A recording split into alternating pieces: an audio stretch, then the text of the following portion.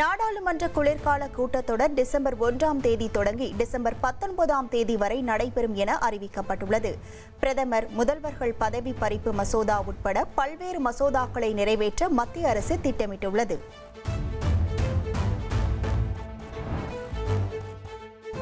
கோவை வழியாக செல்லும் எர்ணாகுளம், பெங்களூரு உட்பட 4 புதிய வந்தே பாரத் விரைவு ரயில் சேவையை பிரதமர் மோடி வாரணாசியில் தொடங்கி வைத்தார்.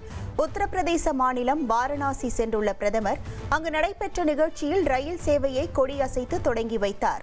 எர்ணாகுளம், பெங்களூரு, பனாரஸ், கஜுராஹி, லக்னோ, சஹரான்பூர், ஃபிரோஸ்பூர், டெல்லி ஆகிய வழித்தடங்களில் இயக்கப்படும் வந்தே பாரத் ரயில் சேவையை பிரதமர் மோடி தொடங்கி வைத்து மாணவிகளுடன் கலந்துரையாடினார்.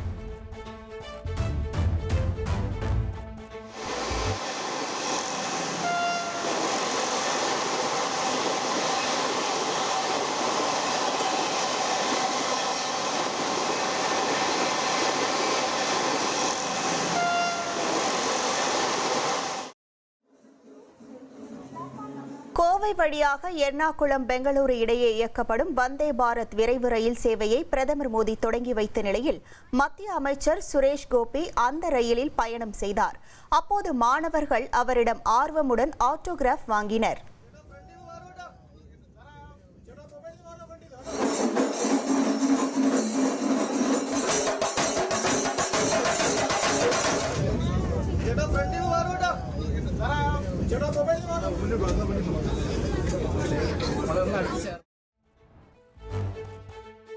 பீகார் முதற்கட்ட தேர்தலில் இந்தியா கூட்டணிக்கு 65 ஓல்ட் ஷாக் கிடைத்துள்ளதாக பிரதமர் மோடி பேசினார்.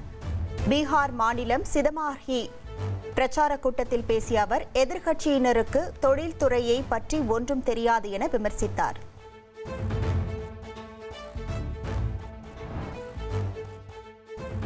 தமிழகத்தில் வாக்காளர் பட்டியல் சிறப்பு தீவிர திருத்த பணியை அவசரமாக நடத்துவது ஏன் என முதலமைச்சர் ஸ்டாலின் கேள்வி எழுப்பினார்.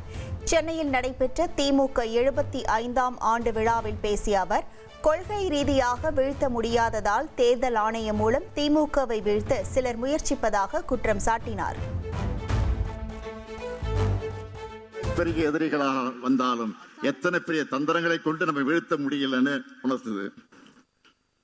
கொள்கை ரீதியா திமுகவை வீழ்த்த முடியாத காரணத்தால் தான் இப்போ தேர்தல் ஆணையம் மூலமா திருட்டுத்தனமா குறுக்கு வழியில வீழ்த்த முடியுமான முயற்சி பண்ண பாக்குறாங்க. அதுதான் எஸ்ஐஆர். மறந்துடாதீங்க. ஏன் அந்த எஸ்ஐஆர் அவசரமாக நடத்தணும்? தேர்தல் நேரத்தில் குழப்பத்தை ஏற்படுத்தக்கூடிய இது வேணாம்னு எல்லா அரசியல் கட்சிகளும் வேண்டாம் என்று சொல்லியும் ஏன் நடத்தணும்? இந்த கேள்விகளுக்கு பதில் சொல்லாம, இதையெல்லாம் காது கொடுத்து கேட்காம தேர்தல் ஆணையம் எஸ்ஐஆர் பணிகளை தொடங்கிட்டாங்க. திமுக தலைவர் பதவிக்கு உதயநிதி ஸ்டாலின் வருவார் என அக்கட்சியின் பொதுச் செயலாளரும் அமைச்சருமான துரைமுருகன் தெரிவித்தார். சென்னையில் நடைபெற்ற திமுகவின் 75வது ஆண்டு விழாவில் பேசிய அவர், கருணாநிதி ஸ்டாலினை விட உதயநிதி சிறப்பாக செயல்படுவதாகவும் கட்சியை நிர்வகிக்கும் பொறுப்பு அவருக்கு இருப்பதாகவும் கூறினார். இந்த அடுத்து இருக்கிற நம்முடைய உதயநிதி அவர்கள் அந்த இடத்துக்கு நிச்சயமாக சத்தியமாக ஒரு காலத்துக்கு வருவார். அப்படி வருகிற பொழுது இந்த மன்றத்திலே நான் தெரிவிக்கிறேன், தலைவர் பெற்ற பேரும் புகழை விட, ஏன் உட்கார்ந்து இருக்கிற தளபதி அவர்கள் பெறுகிற பேரும் புகழை விட அதிகமான பேரும் புகழையும் பெறக்கூடியவர் என்னுடைய தம்பி உதயநிதி. நம்முடைய உதயநிதி இனிமேல் கட்சியை பார்த்துக் கொள்ள வேண்டிய நிலை இருக்கிறது.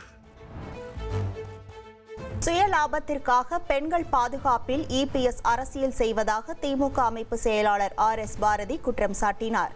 திமுக அரசு பெண்கள் பாதுகாப்பில் எந்த சமரசத்துக்கும் இடம் கொடுக்காது என உறுதியளித்துள்ளார்.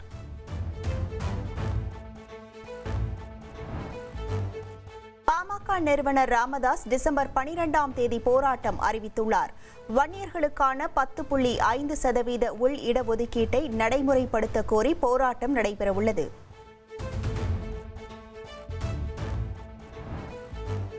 2026 சட்டமன்ற தேர்தல் பணிகளுக்காக தவேக தலைவர் விஜயின் நேரடி கண்காணிப்பில் வார் ரூம் அமைக்கப்பட்டுள்ளது.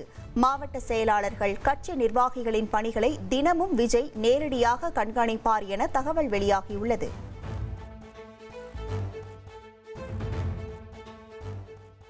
சென்னையில் ஆபரண தங்கத்தின் விலை சவரனுக்கு 240 ரூபாய் உயர்ந்துள்ளது. ஒரு சவரன் தங்கம் 90,400 ரூபாய்க்கு விற்பனையானது.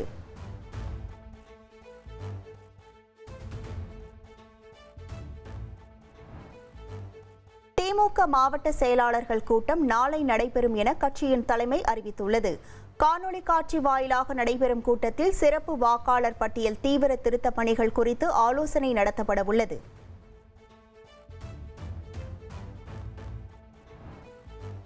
சென்னையில் 37 வெளிநாட்டு தூதரகங்களுக்கு இமெயில் மூலம் வந்த வெடிகுண்டு மிரட்டலால் பரபரப்பு ஏற்பட்டது.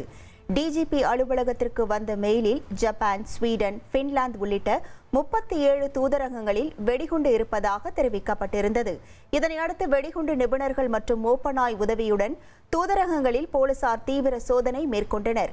சோதனையின் முடிவில் வெடிகுண்டு மிரட்டல் புரளி என தெரிய வந்த நிலையில் போலீசார் விசாரணை மேற்கொண்டு வருகின்றனர்.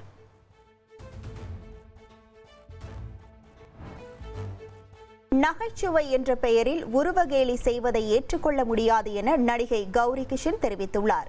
சம்பந்தப்பட்ட யூடியூபரை குறிவைத்து விமர்சிக்க வேண்டாம் என கேட்டுக்கொண்டுள்ள நடிகை ஆதரவு தெரிவித்தவர்களுக்கு நன்றி கூறினார்.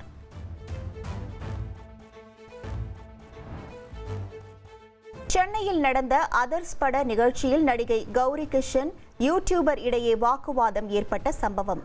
நடிகை மனதை புண்படுத்தும் நோக்கில் கேள்வி கேட்கவில்லை என யூடியூபர் வருத்தம் தெரிவித்துள்ளார்.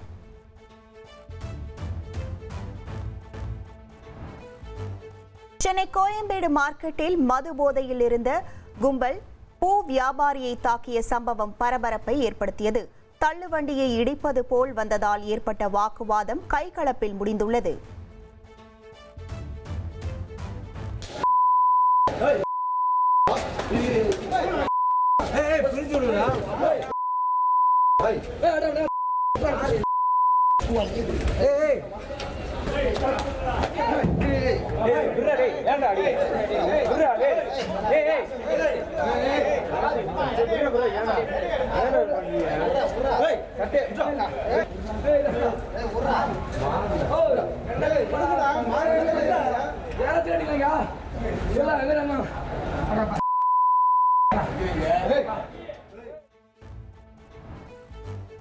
சென்னையில் இளஞ்சிவப்பு ஆட்டோக்களை ஆண்கள் இயக்கினால் ஆட்டோக்கள் பறிமுதல் செய்யப்படும் என மாவட்ட ஆட்சித்தலைவர் ரஷ்மி சித்தார்த் ஜகடே எச்சரிக்கை விடுத்துள்ளார்.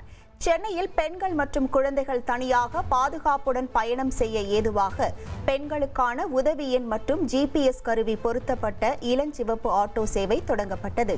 இதனிடையே இளஞ்சிவப்பு ஆட்டோக்களை ஆண்கள் சிலர் சென்னையில் பல இடங்களில் ஓட்டி வருவதாக புகார்கள் எழுந்ததால் மாவட்ட ஆட்சியர் எச்சரிக்கை விடுத்துள்ளார்.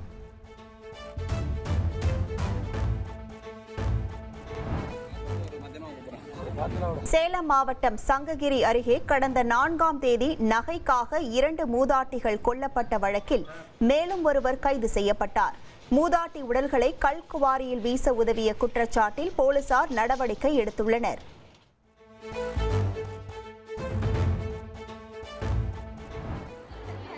ஹோசூர் அருகே மகளிர் விடுதியில் ரகசிய கேமரா வைத்த விவகாரத்தில் திடுக்கிடும் தகவல் வெளியாகியுள்ளது. வீடியோக்களை வைத்து பெண்களை மிரட்டி பணம் பறித்து சொகுசாக வாழ திட்டமிட்டிருந்ததாக கைதான காதல் ஜோடி வாக்குமூலம் அளித்துள்ளது.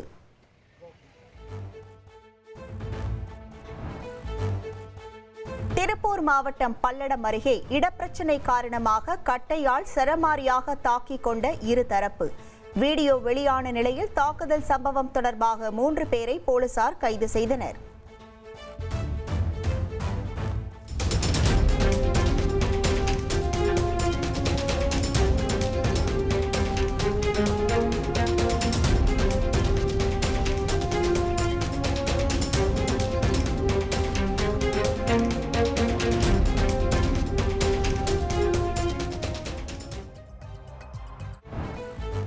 திருச்செந்தூரில் பெய்த கனமழையால் சாலைகளில் மழைநீர் தேங்கியது.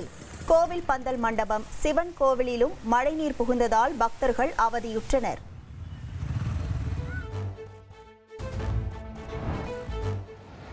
மதுரை மாவட்ட குடிநீர் மற்றும் விவசாய தேவைக்காக வைகை அணையிலிருந்து வினாடிக்கு 700 கன அடி தண்ணீர் திறக்கப்பட்டுள்ளது.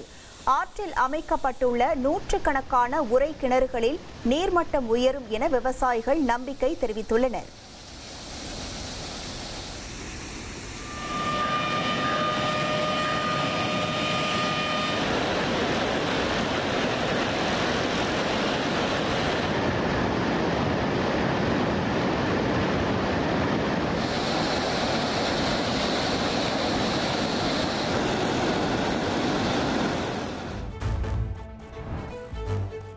நாகை அடுத்த செல்லூரில் சஸ்பெண்ட் செய்யப்பட்ட கிராம நிர்வாக அலுவலர் ராஜாராமன் மர்ம நபர்களால் அடித்துக் கொல்லப்பட்டார்.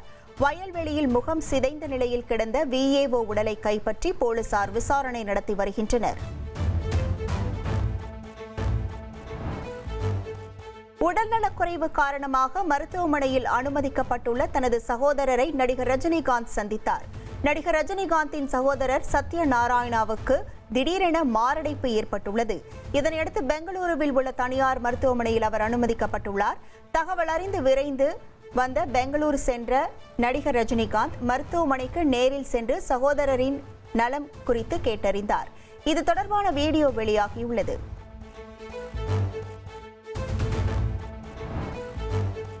திருப்பதி ஏழுமலையான் கோவிலுக்கு கலப்பட நெய் விநியோகம் செய்த வழக்கில் மேலும் ஒருவரை சிபிஐ அதிகாரிகள் கைது செய்தனர். சிபிஐ தொடர்ந்து விசாரணை நடத்தி வரும் நிலையில் மேலும் பலர் கைது செய்யப்படலாம் என எதிர்பார்க்கப்படுகிறது.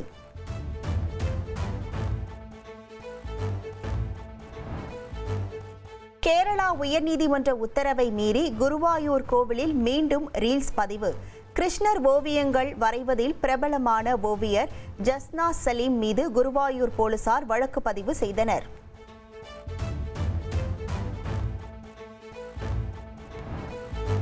ஜம்மு காஷ்மீர் மாநிலம் குப்வாராவில் ஆபரேஷன் பிம்பிள் நடவடிக்கையின் போது 2 தீவிரவாதிகள் சுட்டுக் கொல்லப்பட்டனர். தீவிரவாதிகளின் ஊடுருவல் முயற்சியை முறியடித்த இந்திய ராணுவம் தேடுதல் வேட்டையை தொடர்கிறது.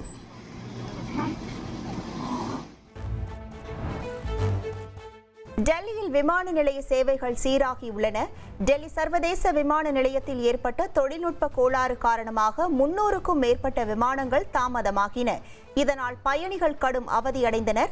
தற்போது கோளாறு சரி செய்யப்பட்டு வழக்கம் போல் விமானங்கள் இயக்கப்பட்டு வருகின்றன. பயணிகள் விமான நிறுவனங்களை தொடர்பு கொண்டு தகவல்களை தெரிந்து கொள்ளுமாறு அறிவுறுத்தப்பட்டுள்ளனர்.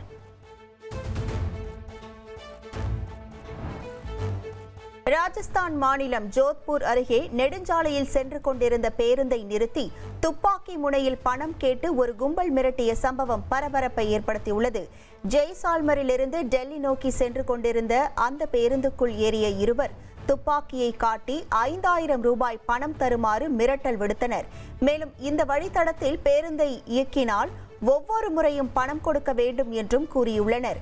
ஊழியர்களை கன்னத்தில் அறைந்த அந்த இருவரும் பின்னர் பேருந்துக்குள் துப்பாக்கி சூடு நடத்திவிட்டு அங்கிருந்து காரில் தப்பி சென்றனர். இதுகுறித்து பேருந்து உரிமையாளர் அளித்த புகாரின் பேரில் போலீசார் விசாரணை நடத்தி வருகின்றனர்.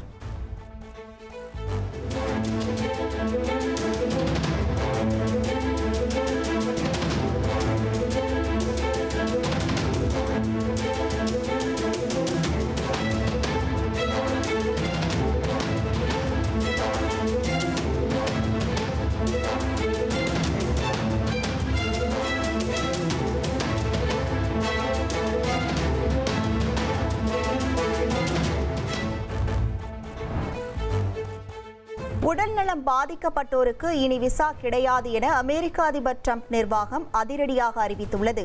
நோய் பாதிப்புடன் அமெரிக்கா வருவோரால் மக்களின் வரி பணம் வீணடிக்க வாய்ப்புள்ளதாக தெரிவித்துள்ளது. எல்லைப்பகுதி மோதல் சம்பவங்கள் தொடர்பாக ஆப்கன் பாகிஸ்தான் இடையே நடைபெற்ற பேச்சுவார்த்தை தோல்வியில் முடிந்தது. துருக்கியின் இஸ்தான்புல் நகரில் ஆப்கன் மற்றும் பாகிஸ்தான் பிரதிநிதிகள் மோதல் சம்பவத்திற்கு தீர்வு காண பேச்சுவார்த்தை நடத்தினர். இந்த நிலையில் இந்த பேச்சுவார்த்தை தோல்வியில் முடிவடைந்ததாக பாகிஸ்தான் தெரிவித்துள்ளது. மேலும் எதிர்காலத்தில் ஆப்கனுடன் எந்த பேச்சுவார்த்தையும் நடைபெறாது என்றும் பாகிஸ்தான் கூறியுள்ளது. இதனால் இரு நாடுகளுக்கு இடையே பதற்றம் அதிகரிக்கும் சூழல் உருவாகியுள்ளது. விருதுநகர் மாவட்டம் பி. புதுப்பட்டி கிராமத்தை சேர்ந்த 5 வயது சிறுவன் ஆப்பிரிக்காவில் உள்ள கிளிமாஞ்சாரோ சிகரத்தில் ஏறி வியக்க வைத்துள்ளார். எவரெஸ்ட் சிகரத்தில் ஏறி சாதனை படைத்த தமிழ் பெண் முத்து தமிழ்ச்செல்வி தலைமையில் தமிழகத்தை சேர்ந்த 10 பேர் கிளிமாஞ்சாரோ சிகரத்தில் ஏறியுள்ளனர். இவர்களில் பி. புதுப்பட்டி கிராமத்தை சேர்ந்த சிவவிஷ்ணு என்ற 5 வயது சிறுவரும் ஒருவர். வெறும் 5 வயதில் கிளிமாஞ்சாரோ சிகரத்தில் ஏறிய சிறுவனை பல்வேறு தரப்பினரும் பாராட்டி வருகின்றனர். டைம்ல நம்ம தமிழ்நாடோட யங்கஸ்ட் ஃபுல் கிட்ஸ் வந்து சப்மிட் பண்ணிருக்காங்க. ரொம்ப ரொம்ப ஹாப்பியா இருக்கும். அது மட்டும் இல்ல, நம்ம கிளிமஞ்சாரோ மவுண்டனுக்கு நம்ம முருகர் வந்திருக்காரு. இனி இங்கதான் வந்து அவர் குடிக்கொள்ள போறாரு. உலகத்திலேயே மிக உயரமான இடத்துல நம்ம முருகர் இங்க வந்திருக்காரு. Thank you so much. Good job guys. Thank you all support. Snow சொல்ல ஹாய். ஹாய்